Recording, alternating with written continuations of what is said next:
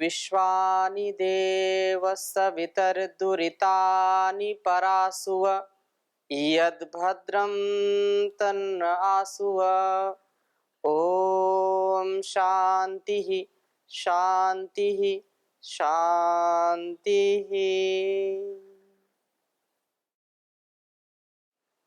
दिव्य जीवन के इस कार्यक्रम में पुनः आप सभी का हृदय से धन्यवाद है कि आप इसको सुनते रहते हैं और समय समय पर अपने सजेशन भी, अपने सुझाव भी भेजते हैं। मैं स्वामी परमार्थ देव आपका हृदय की गहराइयों से पुनः हार्दिक स्वागत अभिनंदन करता हूँ।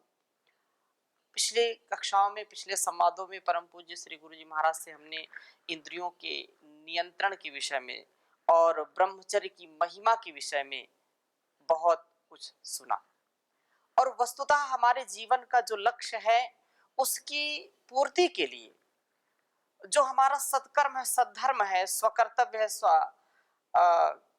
कर्म है, उसमें यदि हमको निरत रहना है, उसमें हमको यदि सफलता पाना है, सफल सब होना चाहते हैं, विफल कोई नहीं होना चाहता है, तो इसके लिए हम ब्रह्मचर्य का पालन करें, अपनी इंद्रियों पर पूर्ण विजय प्राप्त करें और अपने जीवन को सरस बनाए। जो भी करें, जहां भी, जिस क्षेत्र में हमको उत्तरदायित्व मिला है, जिन संबंधों में हम जी रहे हैं, उनमें दिव्यता के लिए बहुत आवश्यक है कि अपने हम स्वयं के अस्तित्व में प्रसन्न रहें। परमात्मा से जो कुछ भी हमको जैसी मेधा मिली है, जैसी हमको धिया मिली है, बुद्धि मिली है, उस बुद्धि से, उस मेधा से हम सेवा करें और इससे हम कभी विचलित ना हो।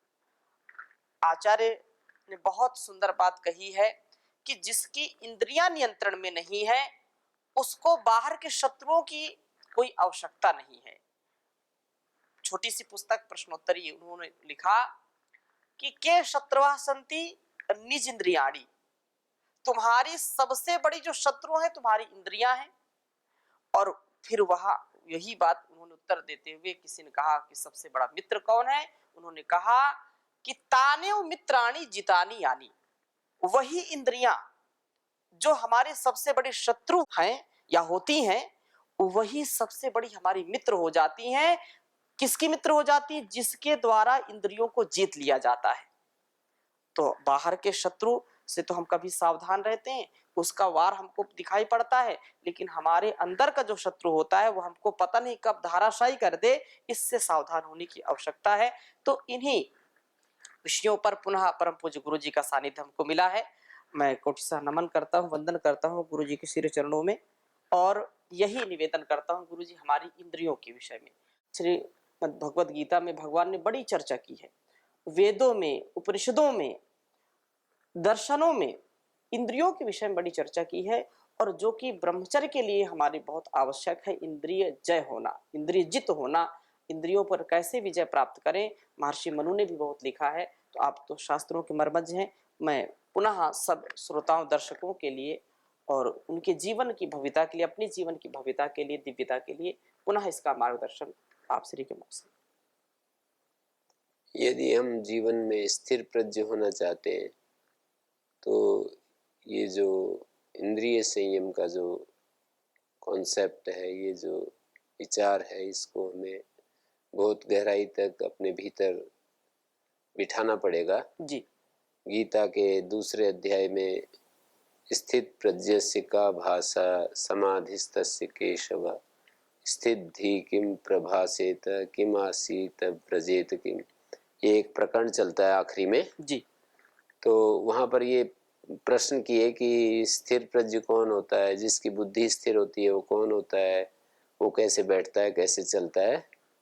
जो शास्त्रों में लक्षण के रूप में, स्थित प्रज्ञ के लक्षण के रूप में प्रस्तुत किए हैं जी। कि स्थिर प्रज्ञ व्यक्ति ऐसा ऐसा होता है, वे ही साधन होते हैं उस रास्ते पर चलने के इच्छुक लोगों के लिए। जी। माने एक सिद्ध पुरुष के लक्षण जो होते हैं वो साधक के लिए साधन होते हैं। वे ही लक्षण साधक पुरुष के लिए लक्षण के नाम से जो कहे गए हैं, सिद्ध पुरुष के लक्षण, वो ही साधक की दृष्टि से जाकर के देखें तो वो साधक के लक्षण हो जाते हैं। जी मानी साधक के लिए वो साधन बन जाते हैं। जी उन साधनों पर चलकर व्यक्ति उस लक्ष्य पर पहुंच सकता है। तो इंद्रियां जो हैं हमारे जीवन में जो कुछ हमें दिलाती हैं, विषयों का बोध कराती हैं, इंद्रियों का जो परिचय है वो हमारे को ये भोजन करते हैं। यदि आंखें नहीं होती हैं तो हमारे को पता नहीं चलता है कि इसमें भोजन में कोई अवांछित चीज़ तो नहीं गिर गई है, कोई कोई केस तो बीच में नहीं आ गया, या कोई जैसे मक्खी तो नहीं गिर गई, कोई और कोई ऐसी चीज़ हमें पता नहीं चलता। जी लेकिन जिनकी आंखें हैं उनको पता चलता है, साफ साफ देखने में आता है। तो इंद्रियों का तो कितना बड़ा रोल है। जी जो आंखें वाले हैं वो टकरा करके अपने रास्ते में किसी पेड़ से, किसी गड्ढे में ये सब बचा लेते हैं। जी पर जिनके पास आंखें नहीं है तो उनको कितना क्लेश होता है, कितना उनके कहीं कहीं पैर टूटता है, कहीं गड्ढे में जाकर पड़ते हैं, कहीं टकरा जाते हैं। एक व्यक्ति को मैं जानता हूँ कि वो कुएं में गिर गए और बहुत ज्यादा चोट आ गई। तो ये ज्ञान तो आंखों की तरह होता है, कहना चाहिए। जी हमारे पास जो ज्ञान आता है शास्त्र से, गुरुजनों से, विचार के द्वारा जो ज्ञान आता है वो एक प्रकार से भौतिक रूप में देखें तो आंखों की तरह है। आंखों के अभाव में बाहर की दुनिया में काम करना, चलना फिरना मुश्किल होता है। वैसे ही आंतरिक जगत में भी ज्ञान के अभाव में हम कैसे हमें जीना चाहिए उसका बोध नहीं हो पाता। तो ये जो इंद्रिय संयम का जो मार्ग है वो बहुत विचारणीय है कि इस ये क्यों करें इंद्रिय संयम। भगवान ने इंद्रियों का तो हमें इंद्रियों का प्रदान तो इसीलिए किया है कि इनका सुख लें, जी फिर इनको रोकने की क्या जरूरत है। तो इसलिए रोकने की जरूरत होती है। और रोकने की बात नहीं है, ये भी एक सेकेंडरी चीज है। रोकना तो इसलिए पड़ रहा है कि क्योंकि अभी हम बहुत बड़े, हम रुग्ण अवस्था में, हमारे अभ्यास बहुत ही अस्वस्थ हो गए। और अभ्यास अस्वस्थ होने के कारण से हमारा जो व्यक्तित्व बाहर की तरफ दौड़ता है, और इसलिए हमें रोकने की आवश्यकता पड़ती है। एक दूसरे एंगल से भी देख सकते हैं, इंद्रियां रुक जाती हैं। जी एक तो रोकी जाती हैं, एक रुक जाती हैं। मानी कोई ऐसा उपाय हमारे हाथ लग जाए तो ये रुक जाती है। और उपाय ज्ञान का होता है। और ज्ञान शब्द से दो चीजें ग्रहण होती है, एक आत्मज्ञान और एक उन सब चीजों का ज्ञान जो हमें ठीक ठीक हमें जीवन को समझने में जो कारण बनती है। जैसे कि धर्म क्या है, अधर्म क्या है, और ये राग क्या है, विराग क्या है। और इसी तरह से हमारे को इस तरह की आवश्यकताएं होती है ना। कर्म क्या है, कर्म का स्वरूप क्या है, कर्म का फल किस रूप में मिलता है, जी कर्म के संस्कार कैसे बनते हैं, संस्कार मुक्ति कैसे होती है, और ये दुख क्यों आता है, दुख का कारण क्या है, क्या व्यक्ति दुख से पूरा हट सकता है, इंद्रियां क्या हैं, मन क्या है। जैसे कि न्याय दर्शन में 12 प्रमेय गिनाए, आत्मा, शरीर, इंद्रिय, अर्थ, विषय इंद्रियों के, बुद्धि, ज्ञान। ये ज्ञान क्या है और पुनर्जन्म क्या है, और इसी तरह से प्रवृत्ति, दुख, दोष, जन्म, यहाँ तक कि दुख क्या है ये भी विचार। इन सब विषयों पर जब विचार करता है व्यक्ति तो चीजें उसको दिखने लगती हैं, उन साफ हो जाती हैं। जो विचार नहीं करता है उसको नहीं स्पष्ट होती, विचार करता है तो उसको स्पष्ट होती जाती हैं। तो इस तरह का भी ये ज्ञान का, तो ये इंद्रियों के विषय में ये बात बार बार हम शास्त्रों में मिलती है कि भाई इन इंद्रिय में राग और द्वेष बैठा हुआ है, इनके वश में नहीं आना चाहिए। ये जो साधक है उसके ये परिपंथी है। राग और द्वेष जो है डाकू की तरह है, जी मनुष्य को लूट लेते हैं, खाली कर देते हैं, उसकी जो कमाई है उसको सबको छीन करके ले जाते हैं। जी तो इसलिए ये जीवन जो है ये तो इस तरह से लूटने के लिए तो नहीं है कि इसको शत्रु आकर के इसको लूट ले जाए। मानी बाहर के डाकुओं से तो हम कितने सावधान रहते हैं, जी और कितना हम उसमें अपने को बहुत पश्चाताप भी करते हैं कि हमारा इतना सब ले गए ये, पर हम इतने गैर जिम्मेदार होकर के जीते हैं कि हमारा जीवन, आंतरिक जीवन जो है निरंतर लुटता रहता है जी और उस तरफ गौर नहीं कर पाते, उस तरफ ध्यान नहीं दे पाते। और अपने जीवन को, मतलब जीवन का जो उद्देश्य है, परम उद्देश्य, जीवन का उद्देश्य क्या होता है?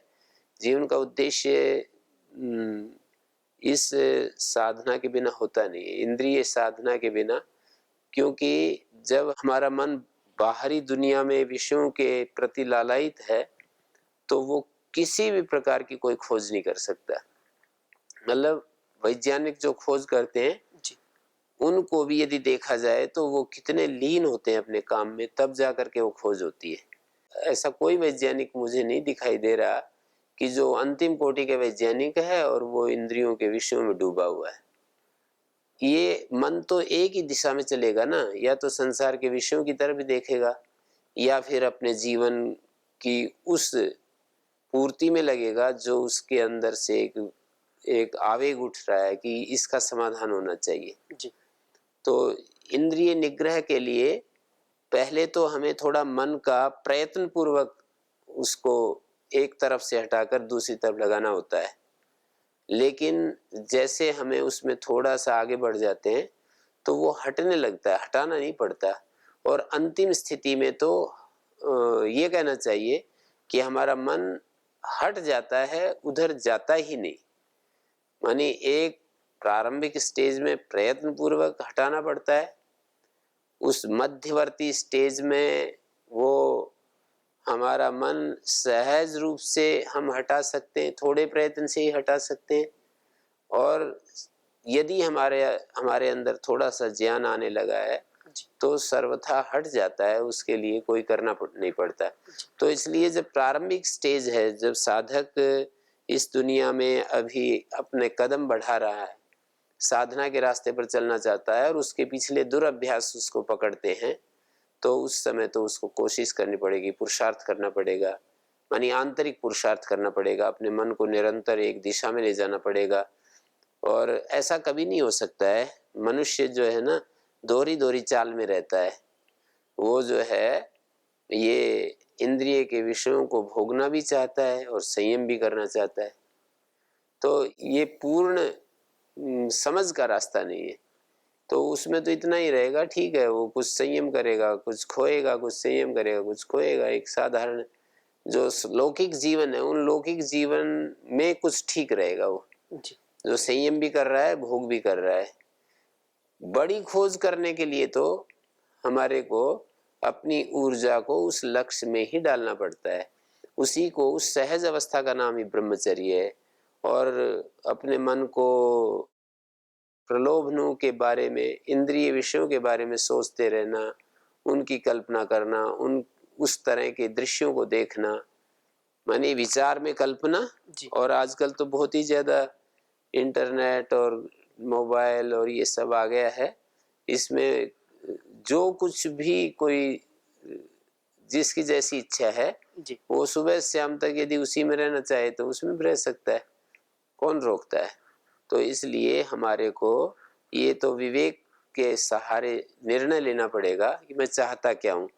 जो लोग अपने जीवन को सहज रूप से जीना चाहते हैं, जो लोग अपने जीवन को दुख रहित देखना चाहते हैं, जीवन का जो आधार है, अधिष्ठान है, जिसके ऊपर हमारा जीवन टिका हुआ है, जिसको आत्मा बोलते हैं, जी उस आत्मा की खोज करना चाहते हैं, इस धरती पर भी जो जिज्ञासु लोगों की मदद करना चाहते हैं। मानी ये भी एक जीवन का लक्ष्य होता है कि मैं स्वयं उस तत्व को खोजूंगा और जो जिज्ञासु लोग हैं उनकी मदद करूंगा। ऐसा जिनका लक्ष्य है, जिज्ञासुओं की मदद करना चाहते हैं, जीवन की वास्तविकता को खोजना चाहते हैं, आत्मा की खोज करना चाहते हैं, उन लोगों को तो संसार के इन विषयों की चमक दमक से अपने आप को बचाना पड़ता है, हटाना पड़ता है। प्रारंभ में प्रयास पूर्वक यदि ये काम करना पड़े तो वो भी करना चाहिए। जी और यदि उसको सहज थोड़े से प्रयास से ये काम उसका बन रहा है तो वो भी करना चाहिए। और यदि ऐसी स्थिति है तो बहुत सौभाग्य की बात है कि हमारा तो मन ही नहीं जाता।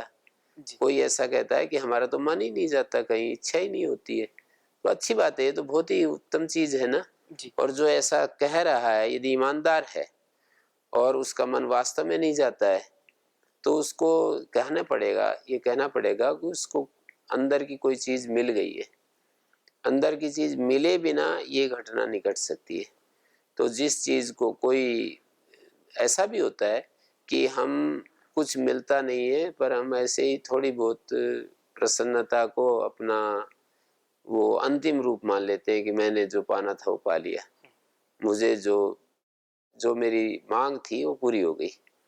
कभी कभी ऐसा भी होता है, जी हम सच्चाई से अलग हो करके और इस तरह से देखते हैं।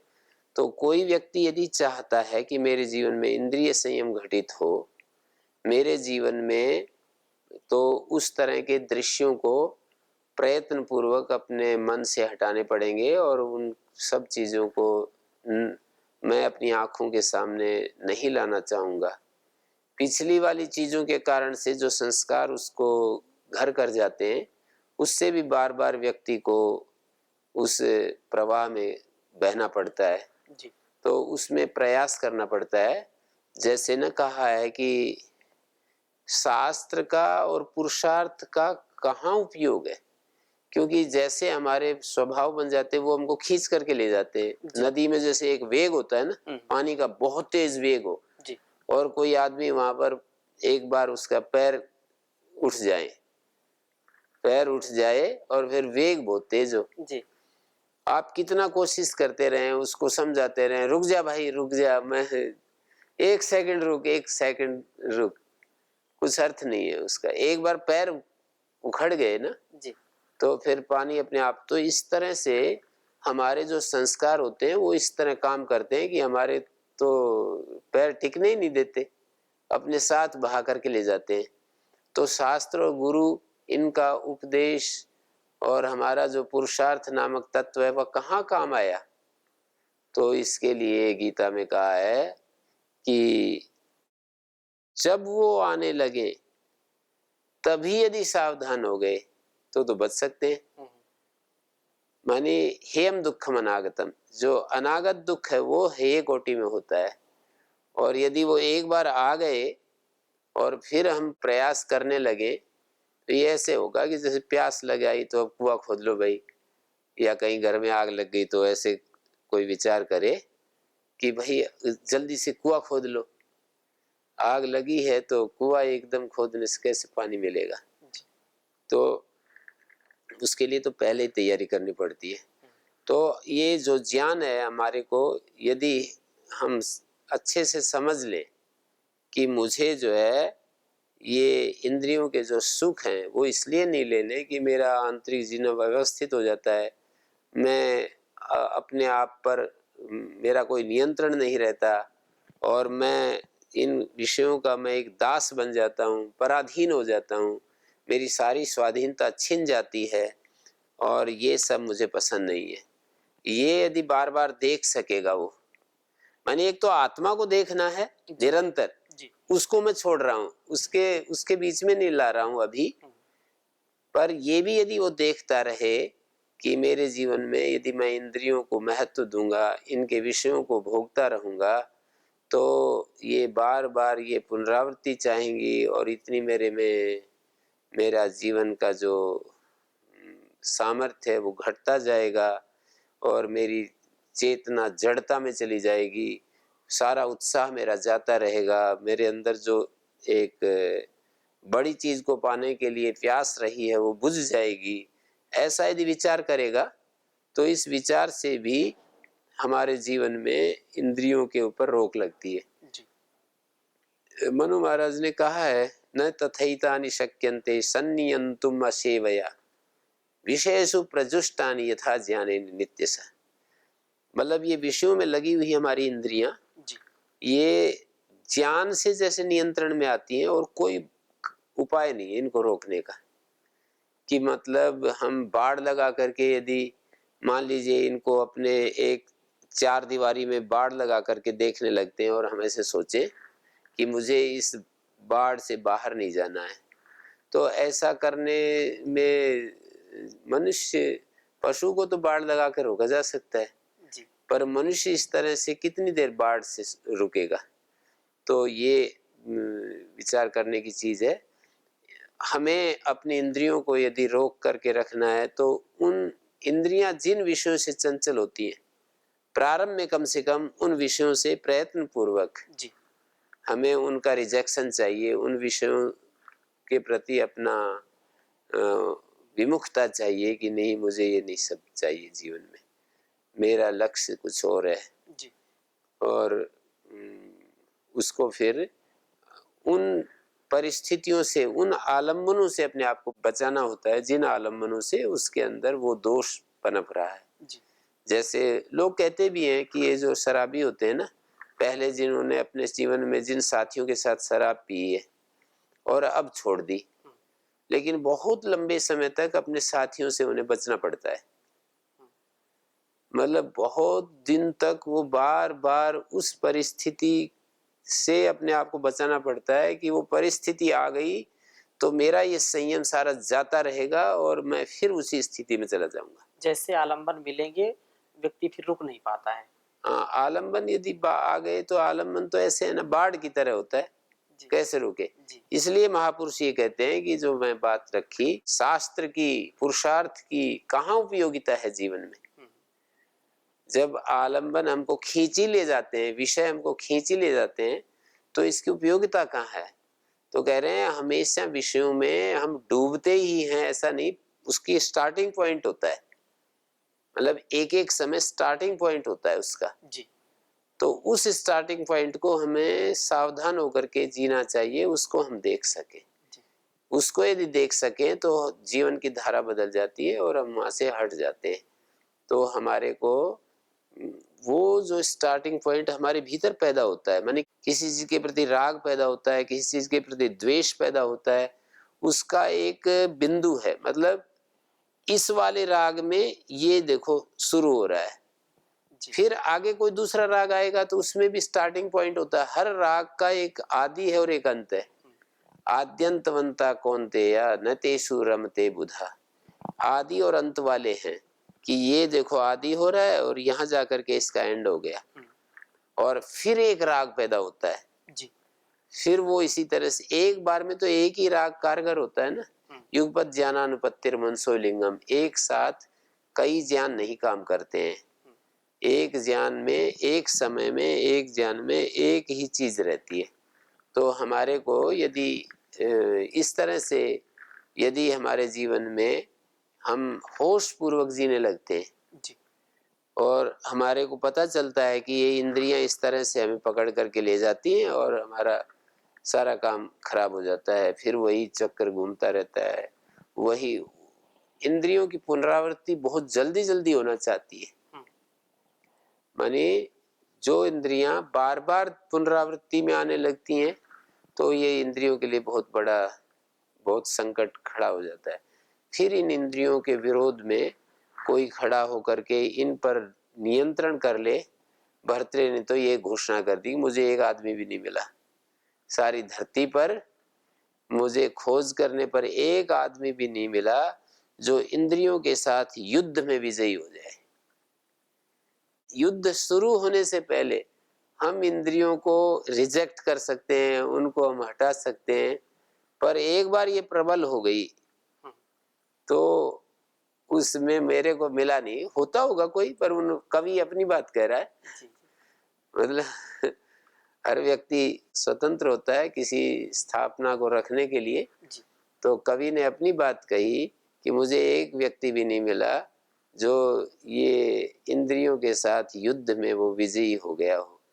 इंद्रियां परास्त कर देती हैं, इस बात को देख करके इंद्रियों के युद्ध शुरू होने से पहले ही यदि वो सावधान हो जाए, पहले ही यदि वो जागरूक हो जाए तो ये इंद्रियां वश में हो सकती हैं। और ये एक साधन है, जागरूकता का साधन है।